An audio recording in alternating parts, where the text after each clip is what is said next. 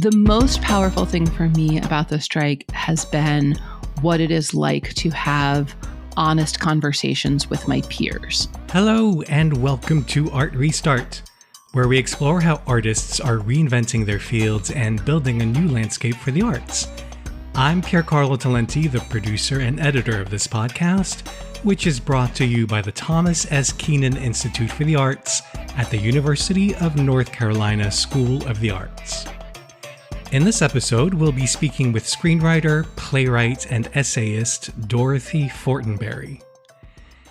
So in our last episode, we spoke with Charles Andrew Gardner about the aims and impact of the current SAG-AFTRA strike. Well, in this episode, Dorothy will explain what's at stake in the Writers Guild strike, which is now over 4 months old and sadly shows no signs of ending anytime soon. When the strike began in early May, Dorothy was in the middle of promoting an Apple TV Plus miniseries titled Extrapolations, on which she'd worked as executive producer and writer. As a result, she had to cancel all appearances relating to the show, which was especially disappointing to her given that it was the first major scripted TV show about climate change. Instead, she braved the blistering heat of summer in Burbank, California, and started walking the picket lines. Her TV producing and writing credits also include the acclaimed Hulu series The Handmaid's Tale and The 100 for the CW network. Her work on The Handmaid's Tale earned her not only multiple Emmy nominations, but also a Producers Guild Award, as well as a Writers Guild Award. Her plays have been performed all over the country, including at the sadly now defunct Humana Festival of New American Plays in Louisville, Kentucky, I Am a Theater in Los Angeles, and the Red Fern Theater Company in New York City. Dorothy spoke to me from her home in Burbank. I began by asking her to explain fundamentally what's at stake for writers in this strike. I think the question is writing a job or is it a gig? And I think this idea that you can have a career, you can have a job where, yeah, you're always applying to the new things and sometimes they cancel your show, but you can build a life and some sense of stability is really rare in a lot of industries. I think, 50 years ago, 70 years ago, all kinds of industries looked like this. You could have a family that was supported by somebody who had a unionized job, and that person had a reason to believe that they could keep working that job and continue to sort of provide this lifestyle. And so many other industries that has collapsed. And what is left is, you can do this hustle over here, you can do that hustle over there, but you're always just scrambling for the next bit of cash. And there's no sense that this is a decades-long commitment. There's not, I have a pension. Who has a pension? I have a pension. I have these very old-fashioned things that I'm very grateful for. And what I would like other people to understand is if we are able to make this a kind of job where you can depend on it and you can depend on some relationship to your employment and build a life from that. There's no reason that should be only for us. That should be for everybody. All of the jobs in television, almost all of the jobs in television are union jobs.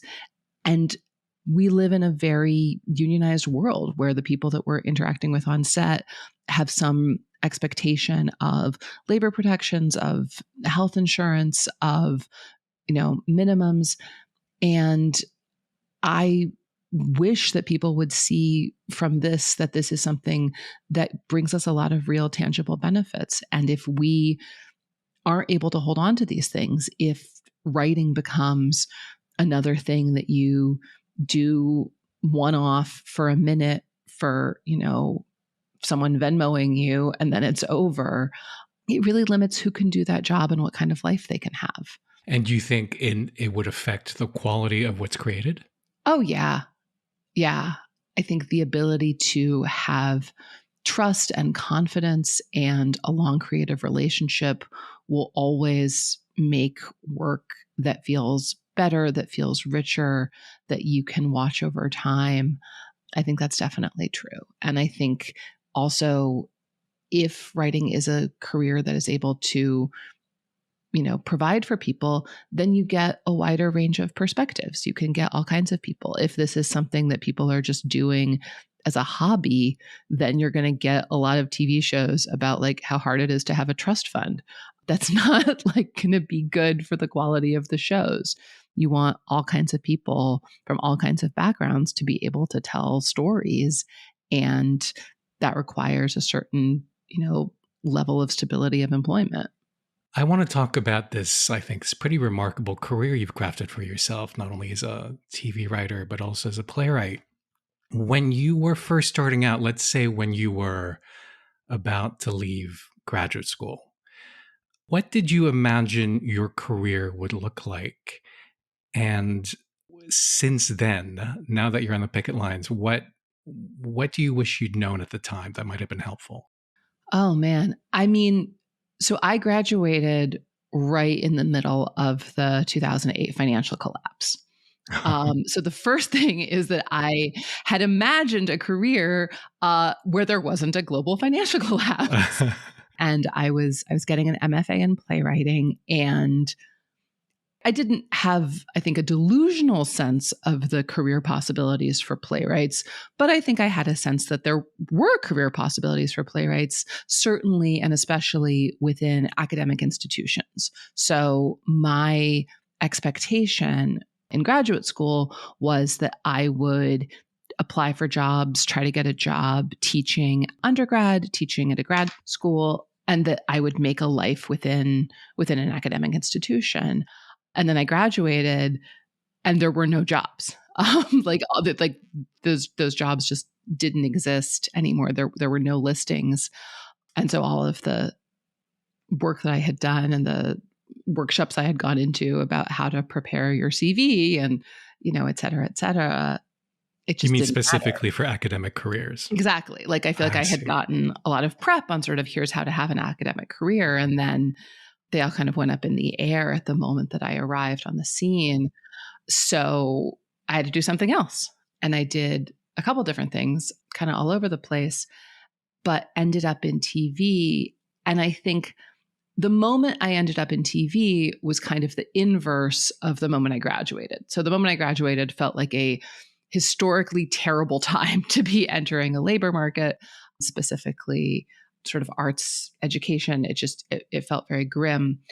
Conversely, when I started doing television in the early 20 teens, there was a lot of excitement. There was a lot of enthusiasm. Things were just kind of opening up. And there was a real sense of like, oh, we could have more shows. We could have more different kinds of shows. We could have lots of cool things could be on TV. And looking back on it now, I feel very grateful that that was the moment that I entered. It was pure luck.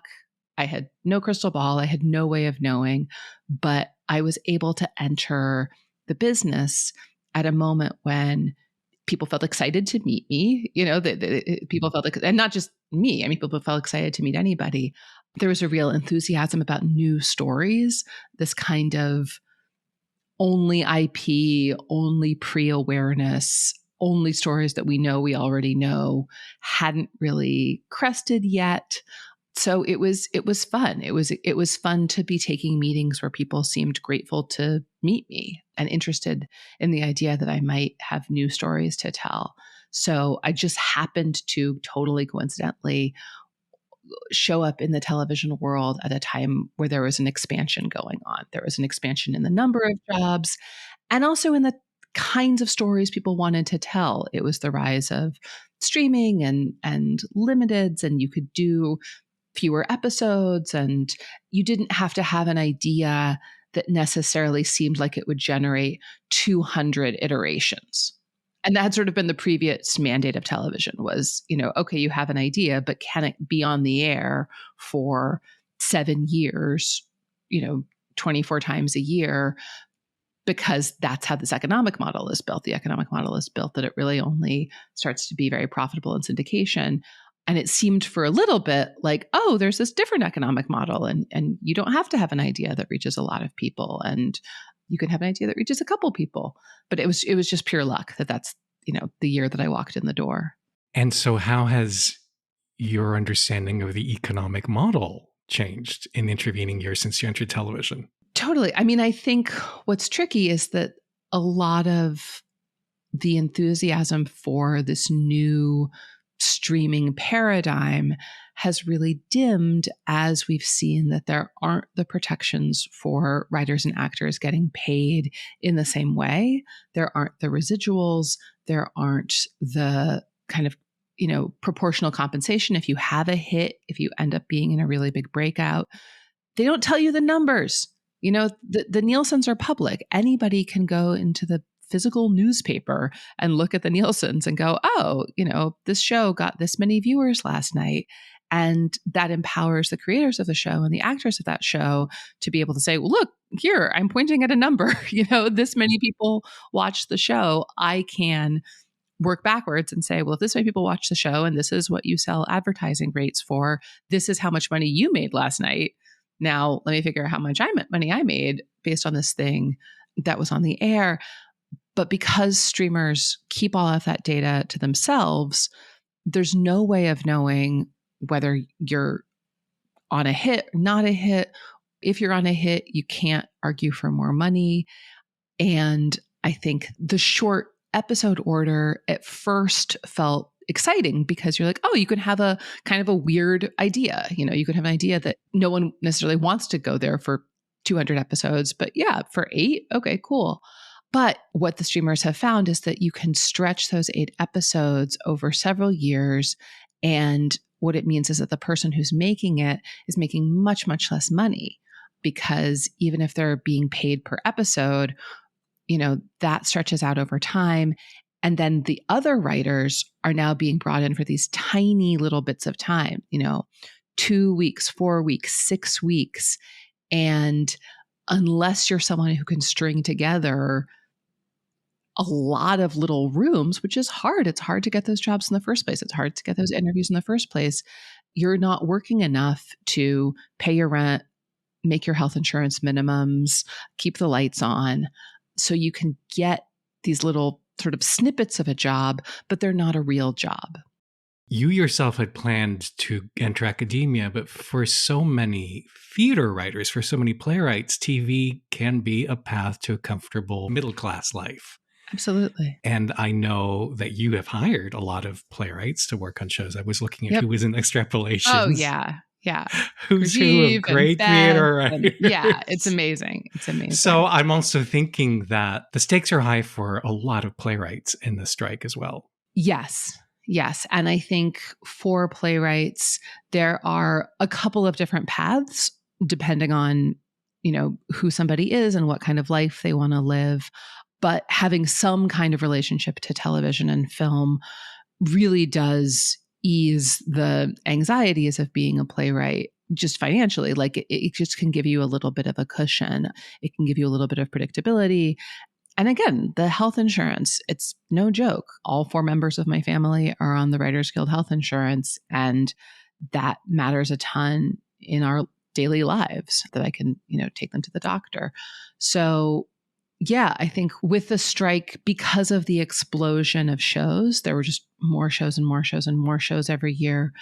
I think it gave a lot of playwrights an entry point and an ability to try it out. But I think it also started turning into something that was a lot of work and also for less money and less stability. So I have friends who are playwrights who have only done mini rooms. They've never been on a real season of a television show that, goes for 9 months. They've just done these kind of like 6 weeks here, 6 weeks there. And that's not nothing, but it's not necessarily enough to qualify for the health insurance or to qualify for the pension. And it is much more of a gig option. I'm thinking about the history of other labor unions who have really worked to protect their workers from the effects of mechanization, robotization, and in no small measure have kind of lost many of those battles. In terms of the negotiations that are going on regarding the use of AI, how hopeful are you that that the union is going to be able to protect the writer's IP and the writer's livelihood? Yeah, I'm nervous just because I know I don't know what's going to happen. I do think having the actors join us was really encouraging on this front because I think the AI question is one where the actors and the writers' incentives are very aligned. And I think probably for everybody on set who does something that could theoretically be replicated. I mean, editors, I'm sure they're going to teach an AI how to edit, just any of, maybe not, people who are physically hanging lights with their hands, but anybody who's doing anything where they're at a computer or they're having their face or their body on screen is at risk. So I think the fact that all of us understand we're facing the same threat makes me more encouraged. I think if the actors had settled for a deal that did not incorporate AI protections, I would feel worse because I'd be like, oh no, they gave away the store. It's going to make it harder for us. So that's what gives me hope is that I think we all see that struggle is going to be one for all of us. But, I think you're right. Looking at a historical sweep, technological innovation almost always is used as a wedge to disempower and harm workers, at least originally. Anytime anything's developed, the first thing is, oh, good, now we can get around these pesky, union contracts, and now we can get around these pesky labor laws. So will we be able to hold the line, push back, think about protections? I hope so, because this isn't just a writer question or an actor question. This is doctors and lawyers and journalists and teachers and CPAs. And I think a lot of people who have jobs are going to face some sort of existential threat from AI. And I hope that being out there in the public, being very visible, being very upset about this, we're kind of waving a flag for a lot of other industries to say, hey, this is coming for you. And the only way that you're going to be able to resist it or make sure it's incorporated in a way that doesn't destroy your industry is if your workers are a united front. There is nothing that one individual is going to be able to do to, buck the onslaught of AI, but a unified collection of workers can do a lot.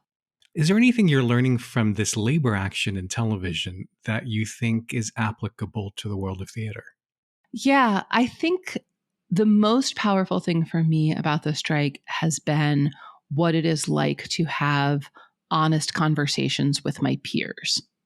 There's been an incredible amount of sharing, just really open, clear, vulnerable sharing of information, practical information, tangible information, and then also emotional information. How are we all doing? That is something that I think social media mimics but distorts. So social media makes it really easy to fire off something in a bout of rage or call somebody out or tell everyone you're really sad. Social media makes it very easy to sort of show the shiniest possible version of your life and like, here you are all dressed up. And I've done this too, la, la, la, everything's delightful. Look at this nice shiny surface. And being on the picket line, being in physical, actual, real space with people, walking for hours where there's nowhere else you can or need to get to. You're not, feeling the time pressure of, I've got to wrap this conversation up. People have just been letting it all hang out in a way that I think is very valuable to us as workers and us as a guild. When we're by ourselves, when we're individuals, if something bad happens to us at work, or if we feel mistreated or unfairly compensated or whatever it is, there's a real tendency to blame yourself and then also not want to necessarily broadcast it because you're broadcasting that someone didn't think you were worthy of, more money, more respect, whatever. So there's a lot of sort of private pain and private shame and negative experiences that people have been walking around with by themselves, and to be in physical space talking about them while also doing something about it. Like, that's the other thing about the strike that I think has been so empowering, and I would hope could be a model for theater or anybody else. It's also not just kvetching. Like, kvetching is beautiful, love to kvetch, but like, by the act of striking, we are very clearly saying, we will not stand for this. We are going to do something else. We are demanding something better. So it's not only venting, it's, we believe a better world is possible, and we are taking literal steps to ensure that better world can be realized. And so I would wish for playwrights, for anyone in the theater space, to be able to have honest, vulnerable, name names, name numbers, those real conversations with people, but then also try to imagine, like, what could we do differently? How could we make it change? Not just sort of end in like, and that was terrible, and now I'm sad, but what are we doing to actually make the better version of this that we believe is possible, because we believe in it and we love it, and we're not quitting and we're not leaving. We're trying to make it better. In the world of TV or theater, or both, is there something outside of what's being negotiated for in the contract? Is there something that you'd love to see, a way of doing things that you'd love to see changed or reinvented? I think there's a big culture shift that's already happening. And I think making it, more real and more secure around a culture of kind of macho-ness, which not gendered in any particular way, but I think in Hollywood, certainly right now, there can still be a valorization of suffering. So, if you get people together, they can tell stories about, like, I wrote the script when my leg was broken, and I wrote the script when my appendix was falling out, and there's this desire to prove how tough you are by how many painful or difficult things you didn't let bother you. And I think shifting that to a culture of, like, what if you didn't work 20 hours a day? Like, what if the bragging is like, I worked 8 hours a day, and then I ate a reasonable meal and got a good night's sleep, and I still made this work of art that's good. I think that would be exciting to me as someone who, I would like to eat decent food and get decent rest, but I also would like to, if I ever have a show, I will be the boss of a bunch of people. I will be the employer of a bunch of people. And I would like to have a workplace where people feel healthy, where people feel like they don't have to do these kind of macho acts of self-destruction. But I also would want to feel like that would be supported by the industry, and that I wouldn't be this total weirdo who is saying, like, yes, go to the dentist. Yeah, especially supported. This is true in theater as well as TV and film, supported as a parent, right? Totally. And I, when I started out in television, I did get the advice to lie about having kids. Really? Yeah. Because somebody said, look, don't tell them in the meeting, wait till your contract is done. Because they'll assume your attention will be divided. Exactly. They'll assume that you won't be available, and they'll assume that you won't want to do it. And I went to, this is a while ago, but I went to a Writers Guild event that was about moms in the industry. But the whole thing kind of turned into a one-upsmanship of people telling, like, I was doing a rewrite while I was in active labor, and like, I was producing this episode while I was having a C-section. Well, it's that and macho like, thing you were talking about. Is that macho? It was a bunch of women being incredibly macho to each other about how hard they had worked. I didn't have an epidural. Exactly, that kind of thing, right? Exactly. And, I was on set, and, 9 of my organs failed and 3 of my children fell off the roof, and I kept going. And I was kind of like, this is sort of a conversation about being moms within the industry, but we're also just kind of like bragging about our pain and how much we can tolerate. And I don't know that this kind of sharing contains within it the seeds of anything better, to be like, and then I took, 6 weeks off and let all, my insides heal, or, my kid was going through a tough time and here's how I navigated being there for them as they needed extra care or extra support. I think we're in the middle of this shift. I think people younger than me are, the ones who are really bringing it about, but I am grateful for and excited to see that happen, because I think it's a prerequisite to having a long career. Like, I keep talking and thinking about, how do we make this something that's not just a job, but is a lifetime? And you can, destroy yourself physically, mentally, spiritually for one job, but you can't do that over and over and over again. You'll get wrung out, you'll get destroyed. And the industry as it's constructed doesn't care. They'll find another one. Okay, you're a mess. You're a desiccated husk of a person. Cool, there'll be somebody new coming down the pike. But for you as the person, I think if you want to be able to continue to access the emotions and the creativity that allow you to do this work, you also want to be taken care of as a human being. If you'd like to learn more about Dorothy and read a longer version of this interview, in which she discusses how different writing for network TV is from streaming, for instance, I had no idea, just head to uncsa.edu/artrestart. We really rely on you to find new listeners, so if your podcasting app has a way for you to rate or comment on a podcast, won't you please do so? And if you'd like us to profile an artist changemaker you love, just let me know. You can find me on Instagram at PCTalenti. Our theme music is by Shanghai Restoration Project. I'm Piercarlo Talenti, and on behalf of the Thomas S. Keenan Institute for the Arts, thanks for listening.